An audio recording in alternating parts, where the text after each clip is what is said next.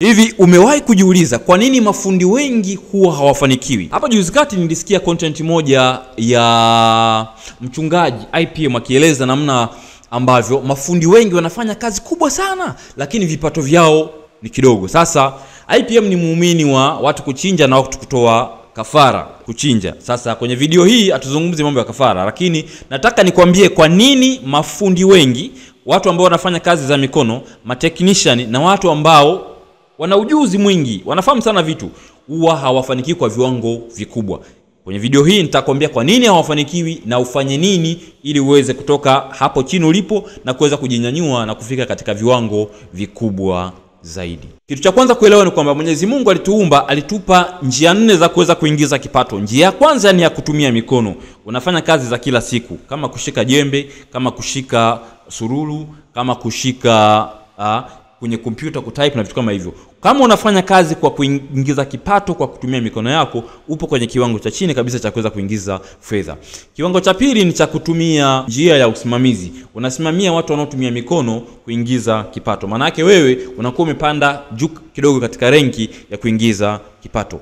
Na njia ya tatu ama renki ya tatu ambayo ni ya juu ni ya kutumia mawasiliano kuweza kuingiza kipato. Hapa mtu unaanza kutumia mawasiliano ambayo unaweza ukatengeneza mara moja na watu wakatumia mara nyingi zaidi. Hii ni njia ya muhimu zaidi na ya juu zaidi ya kuingiza kipato. Content creators, waandishi, watunzi, wote wanaingia katika hii kategoria, manake wanatengeneza mara moja na wanaweza kuuza mara nyingi zaidi. Hii ni njia ya muhimu zaidi na ya juu ya kuweza kuingiza kipato.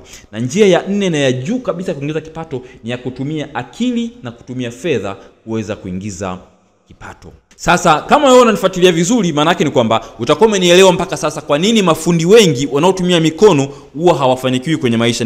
Maana yake ni kwamba wao wana focus zaidi kwenye kutengeneza vitu kwa mikono yao. Wana focus na kutumia mikono kwenye kuingiza kipato.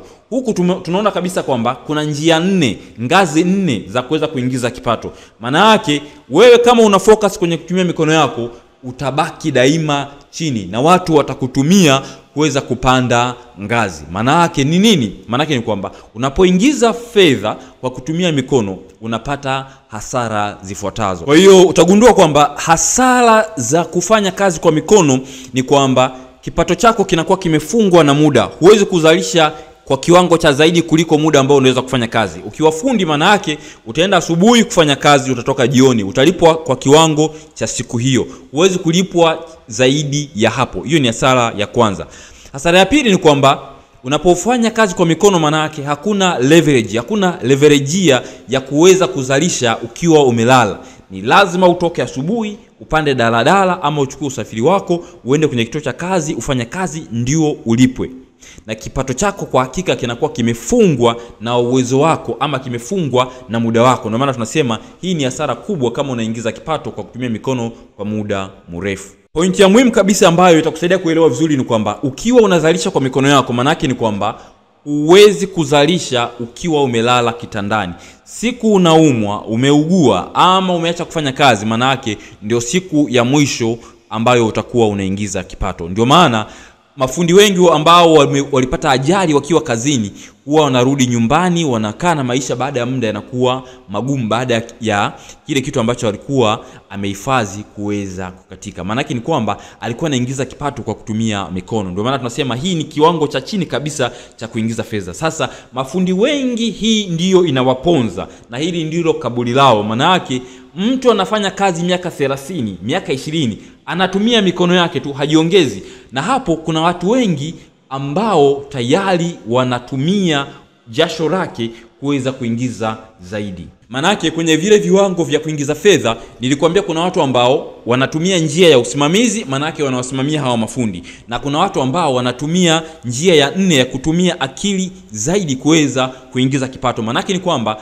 ili fundi aweze kujikwamua kutoka kwenye hili kundi ni lazima aende njia ya pili ya usimamizi, aanze kusimamia watu wengine na aende juu kabisa ya kutumia akili, kutafuta tenda, kutafuta kazi na ili awe na watu wengine wanaofanya kazi chini yake. Na hapa ndipo unaanza kujibadilishia maisha yako na kuwa katika kiwango cha juu kabisa ambacho tofauti na watu wa kawaida.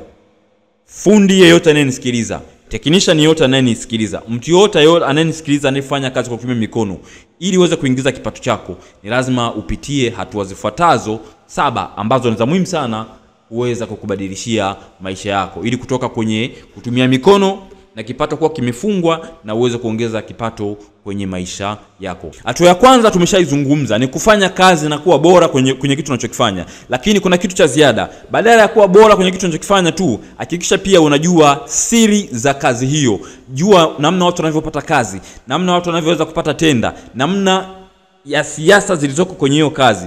Jifunze kuwa kiongozi bora kwenye hiyo aina ya kazi ambayo unaifanya. Maana yake ielewe kazi nje ndani, sio tu kutengeneza kwa kutumia mikono. Jifunze pia siasa zinazohusiana na kazi. Jifunze uongozi, namna ya kuishi na watu na kuweza kujiuliza, je, nikitoka hapa tawezaje kufanya hiki kitu kwa uwezo mkubwa nikiwa na watu chini yangu? Hiyo ni hatua ya kwanza. Maana yake ni kwamba unapofanya kazi, angalau ufanye kazi kwa miaka 3 mpaka miaka 5 ukijifunza, ili utakapotoka uweze kuwa mtu ambaye unajua kitu unachokifanya.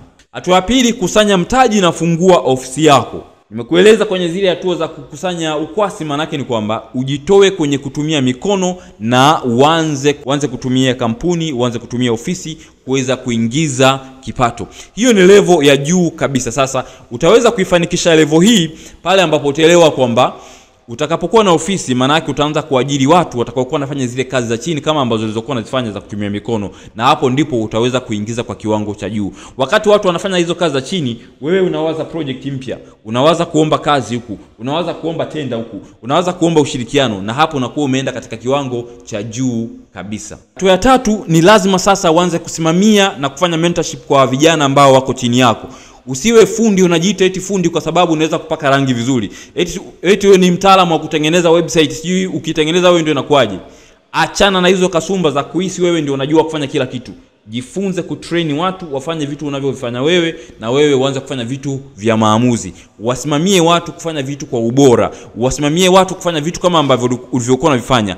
Fundisha watu, jifunze kufundisha watu na kuwatrain, na uwasimamie wawe bora kama wewe kwenye hiyo craft uliokuwa unaifanya, na sio wewe kungangania kufanya hizo kazi. Ukingangania kuweza kufanya kazi utakufa maskini, na wachungaji watakwambia ni kwa sababu uchinji, kwa sababu utoi sadaka. Kumbe ni kwa sababu umeshindwa kujiongeza kutoka nje ya boksi na kuanza kufanya vitu kwa kiwango cha juu. Toka nje ya boksi na utaelewa kwamba ufundi unalipa, lakini ni pale utakapoanza kumiliki kampuni yako, ofisi zako, na kuwa na watu ambao wako chini yako. Hiyo ni hatua ya tatu, hatua ya muhimu sana katika kutoka kutumia mikono mpaka usimamizi na kutumia akili zaidi katika kutafuta fedha. Namba 4, jibadili kuwa mtaalamu. Tukisema mtaalamu, maana yake badala ya kuwa fundi wa kawaida, kuwa tu technician wa kawaida, kuwa expert wa kawaida, kuwa technician ambaye amezoeleka, ambaye anaitwa na kulipwa fedha za kawaida. Kuwa mtaalamu ambaye anatafutwa kutatua matatizo. Kuwa mtaalamu ambaye anaongoza kwenye industry. Kuwa mtaalamu ambaye watu wanakutafuta ili uweze kufanya consultants kubwa kubwa. Ukifika hiyo level, hautalalamika tena na mambo ya kulipwa ujira mdogo. Sasa haya mambo ya kungangania kufanya kila kitu kazi kwa mikono ndio mambo yanayokurudisha nyuma sana. Pointi ya muhimu tunaosisitiza hapa ni kwamba ili uweze kufika viwango vikubwa na viwango vya juu, jifunze kuhakikisha unatumia maarifa yako ya kiwango cha juu na kuweza kuwa mtaalamu ambaye utatafutwa kutatua changamoto kubwa kubwa. Utatafutwa kama mtaalamu kwenye industry ambaye analipwa kwa saa, analipwa kwa consultants, kazi kubwa kubwa, sio hizi kazi za kupambana na watu wa vibarua huku chini. Jifunze kuwa mtaalamu na sio mtu wa kawaida. Namba 5, lazima ufike kiwango kikubwa cha kuweza kuuza utaalamu wako. Package utaalamu wako, andika vitabu, tengeneza kozi, wasaidie watu wengi zaidi ambao wanatamani kuwa kama wewe. Ukifika level hii, utakuwa umefika level kubwa sana. Hata kwenye programu yetu ya Wewe ni Mgodi 10X, tunawasaidia watu kama wewe kuweza kujenga uwezo wa kuweza kuuza uwezo wao ndani, ufundi wao, profession zao, talanta zao, vipaji vyao, kuweza kwanza kuzijua thamani zao, kuweza kuzizungumza sokoni, kuzitengenezea content, kuzitengenezea mifumo ya biashara, lakini muhimu zaidi kuweza kuziuza kikamilifu. Ukifika level hii ya kuweza kuuza vitabu vyako, kozi zako na kuwafundisha watu maarifa yako, maana yake wewe umejikomboa na kutoka katika level ya chini kabisa ambayo inawasumbua mafundi na kufika level za juu ambazo wewe unakuwa ni mtaalamu unayetafutwa katika mambo mazito, na kwa hakika utakuwa unalipa kwa consultancy zako ambazo ni tofauti kabisa na mafundi wa chini. Sasa hii pengine inawahusu watu kama wahitimu ambao wametoka vyuoni na hawajui anzie wapi. Inawahusu content creators ambao wanatengeneza content lakini hawajui wataingizaje kipato. Lakini pia inawahusu network marketers ambao wamefungwa na makampuni yao na hawajui wanawezaje kuingiza kipato cha ziada. Lakini muhimu zaidi kwa wafanyakazi ambao wanapambana kuweza kutafuta njia ama side hustle za kuingiza kipato.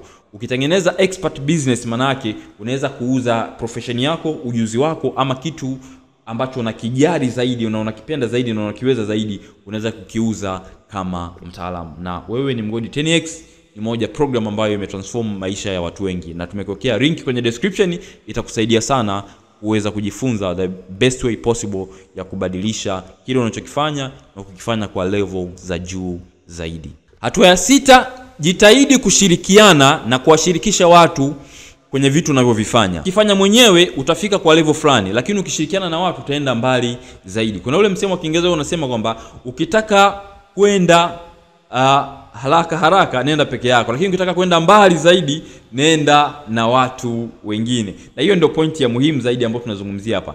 Ukishirikiana na watu, hao watu watakukaribisha kwenye tenda, wakitaka kwa outsource kazi watakupa wewe, wakihitaji mtu kufanya kitu fulani watakushirikisha wewe. Kwa hiyo utakapokuwa na kampuni yako, una ofisi yako, unafanya jambo lako, hakikisha unashirikiana na watu wengine, kwa sababu kadri unavyokuwa bora kwenye connection na kuweza kufanya collaboration na watu, ndivyo unapanua uwanda na jina lako linazidi kwenda mbali zaidi. Hakikisha unatengeneza watu wengi ambao wanataja jina lako kwenye vyumba ambavyo wewe hauko.